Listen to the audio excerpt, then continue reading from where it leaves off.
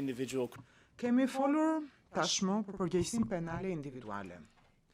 Kontributi i akuzuarve duhet kuptuar përmes rolit të fortë kolektiv që kanë pasur ata si antar kryesor të shtabit të përgjithshëm.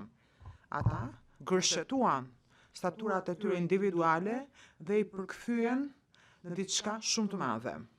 Dhe në rolet që kishin, ishin në gjendje të shpërndanin qëllimin e përbashkët kriminal, të emëronin antarët e NKP-s dhe mjetet përkatëse, të koordinonin përpjekjet e tyre dhe mohuan veprat penale në mënyrë që të hidhnin të gënjenin ndërkombëtarët. Parashtrimet për qëllimet e përbashkëta janë diskutuar tashmë. Krimet që kanë kryer janë kontribute të rëndësishme të NKP-s. Strukturat përmes të cilave kanë operuar në fakt tregojnë kontrollin që ka pasur gjithsecili prej tyre. Ajo që ka shton deri tashmë lidhet në fakt dhe me përgjegjësinë e tyre individuale. Se ZPS-ja nuk ka vërtetuar përdej dyshimit të arsyeshëm se Thaçi ka qenë një prej antarëve themelues të UÇK-s apo antar i shtabit të përgjithshëm ose shtabit qendror përpara 1998-s. Zoti Tiger foli shkurtimisht për këtë, por argumentet e mbrojtjes së Thaçit në fakt nuk qëndrojnë.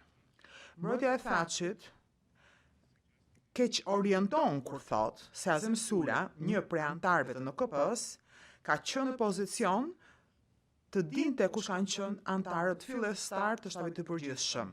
Kjo në fakt është në mospërputhje me atë çka shton për Hashim Thaçin si një nga themeluesit e UÇK-s.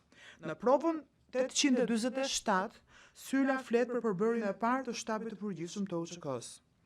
Ai evidenton Thaçin, Kadri Veselin dhe Recep Selimin si antar themelues.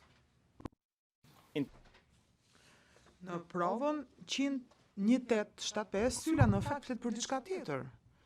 Gjegjësisht se çfarë konsideronte ai një takim themelues të UÇK-s në dhjetor të 1993-shit.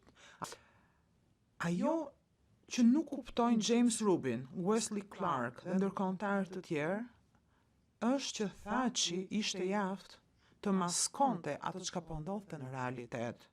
Dhe kjo ndikoi në botkuptimin e tyre për të kuptuar vërtet se si funksionon të UÇK-ja. Veçanërisht Rubin dhe Clark treguan që nuk kishin kurrë interesi për të kuptuar çfarë ndodhte në realitet. Dhe besonin se puna e tyre ishte në anën e duhur të historisë dhe nuk u përballë me atë çka po dëgjon tashmë ky trup gjykues. Në fakt Hashim Thaçi ka qenë një përkrahas i drejt për drejt i qëllimit të përbashkët kriminal. Këtë mund ta shihni më konkretisht për mënyrën se si ai flet për LDK-n, një prej grupeve që shënjestronte politika ndaj oponentëve. Ai deklaron se ata që nuk e njohin shtabin e përgjithshëm janë kriminal dhe ne nuk do t'u japim armë kriminalëve, por ne do të luftojmë kundër tyre. Ja ku kemi provën 486, ku në një moment të tensionuar me Tahir Zemaj, Thaçi i drejtohet dhe i thot: "Do të luftoj Tahir Zemaj njësoj si serbët, ty dhe njësitë tua." U ndalua delegacioni i Qirezit edhe kulminoi me kërcënimin e zotit Thaçi kur tha: "Do t'ju vrasim në Prishtinë." Të përshkruash kontributet e Thaçit si neutrale është absurde, sepse ka prova për të vërtetuar të kundërtën.